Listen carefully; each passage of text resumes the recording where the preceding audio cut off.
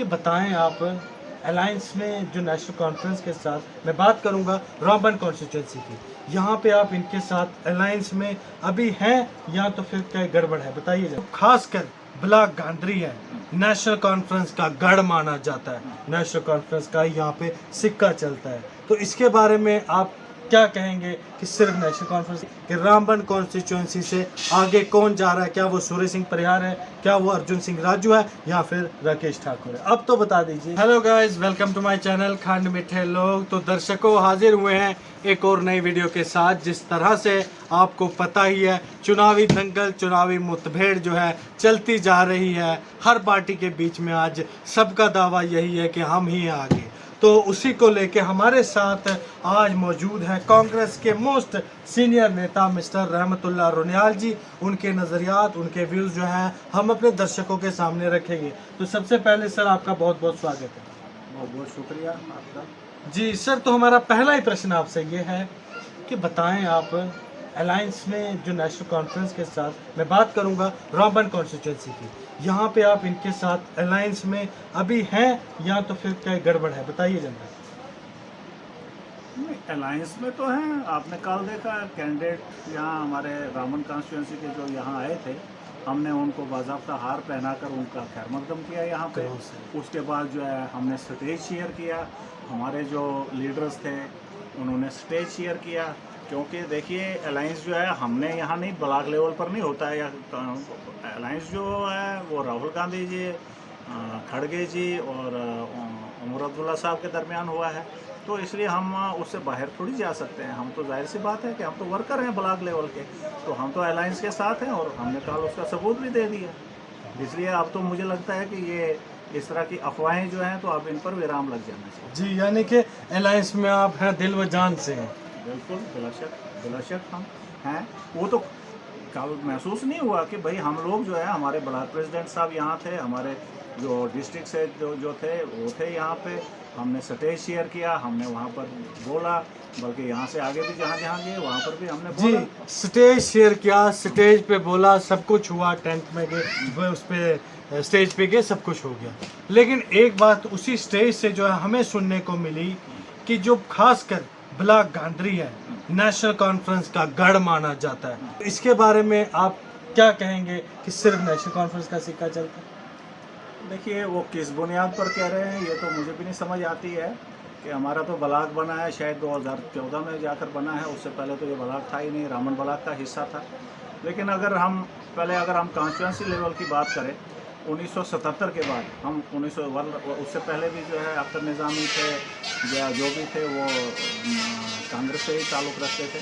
लेकिन 77 के बाद करेंगे तो 77 में जो इलेक्शन हुए उसमें प्रेमनाथ राजू जी जो है यहाँ से इलेक्ट हुए थे, नेशनल कॉन्फ्रेंस से थे। उसके बाद जो 2 MLA वो जो है कांग्रेस के आए, जिनमें ठाकुर जगदेव सिंह थे। उसके बाद जो है भारत गांधी थे।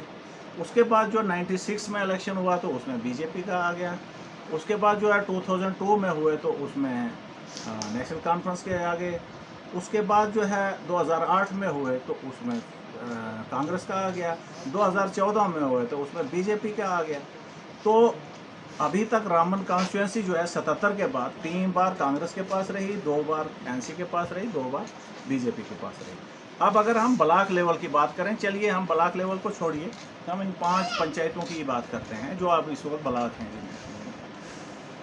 तो यहाँ पर भी अगर आप देखेंगे तो 1996 में जाहिर सी बात है कि जो लीड जो हम कहेंगे तो वो बीजेपी को मिली।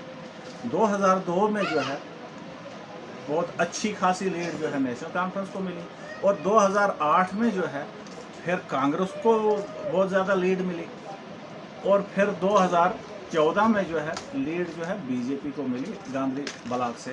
तो इसलिए मुझे नहीं मालूम है कि वो किस बुनियाद पर कह रहे हैं कि गढ़ है। दूसरी बात ये मैं बताऊंगा कि लफ्ज़ गढ़ वो किस पस मंज़र में वो कहते हैं, मुझे ये आज तक नहीं समझ आई। क्योंकि गढ़ कहना तो इसका मतलब है कि अपनी ही लीडरशिप को एक तरह का धोखा देना है कि हम, क्योंकि आज मैं नहीं समझता हूँ कि हाँ आज से 20 साल तक थी और उसके मुताबिक वो जो है वोट देती है। तो इसलिए ये मुझे कुछ किस बेसिस पर कह रहे हैं ये वही उसको बता सकते हैं। आपको मैंने पूरी बात बता दी कि कब कब जो है किसको यहाँ से वोट मिला है और कितना कितना वोट मिला है, किस किस को जो है यहाँ से इस ब्लॉक से जो लीड मिलती रही। यानी कि आप ये मानते हैं कि ये कहना जो है सही नहीं था कि गढ़ है। चलो खैर छोड़िए। तो एक और प्रश्न जो हम आपसे पूछेंगे, लास्ट इंटरव्यू में हमने आपसे वो प्रश्न पूछा था कि आप बताइए कि यहाँ से रामबन कॉन्स्टिट्यूंसी से जो है आगे कौन जा रहा है। आपका उस समय आपने कहा था, मैंने ये भी आपको 3 ऑप्शन भी दिए थे, लेकिन आपने कहा था अभी हमारी मीटिंग नहीं हुई है, मीटिंग के बाद हम जवाब देंगे कि रामबन कॉन्स्टिट्यूंसी से आगे कौन जा रहा है। क्या वो सूर्य सिंह परिहार है, क्या वो अर्जुन सिंह राजू है, या फिर राकेश ठाकुर है। अब तो बता दीजिए। मीटिंग तो हो गई आपकी। हाँ ठीक है, मीटिंग भी हो गई और हम अलायंस के साथ चल भी रहे हैं। तो सीधी सी बात यह है कि मुकाबला जो है 2 के दरमियान ही है। वो अलायंस के कैंडिडेट हैं और जो आज़ाद उम्मीदवार हैं सूर्य सिंह परिहार हैं, जो बीजेपी का कैंडिडेट है, शायद बहुत ज़्यादा पीछे चला गया। बस जी नहीं, आप ये लिखेंगे कि आगे कौन है नंबर 1 पे। तो मैं आज बोल दूंगा, कल दूसरा निकल जाएगा तो मैं अपनी लेकिन बात है, मेरी वो क्या रह जाएगा मेरी बात का, है ना। मैं इस वक्त कैसे हम तो बोलेंगे हमारा कैंडिडेट आगे जा रहा है, लेकिन यकीन से ये कहना, लेकिन इन 2 के दरमियान जो है जी मुकाबला इन 2 के दरमियान है। हाँ, हमारे कैंडिडेट को एज हो सकता है। जी, यानी कि साफ तौर पे आपका कहना है कि मुकाबला 2 के बीच में है। वो नेशनल अलायंस के जो है अर्जुन सिंह राजू और सूर्य सिंह परिहार जो इंडिपेंडेंट कैंडिडेट है। बीजेपी को आपने जो है तीसरा नंबर दिया हुआ है। तो हमसे बात करने के लिए बहुत बहुत धन्यवाद। तो आप लोग भी जो है कमेंट बॉक्स में ज़रूर बताइएगा कि आगे कौन चल रहा है रामबन कॉन्स्टिट्यूंसी से। National alliance candidate Arjun Singh Raju, Surya Singh Parihar independent, और साथ ही साथ राकेश ठाकुर। वीडियो को जो है ज़्यादा से ज़्यादा शेयर कीजिएगा, चैनल को कीजिएगा सब्सक्राइब। बहुत बहुत धन्यवाद।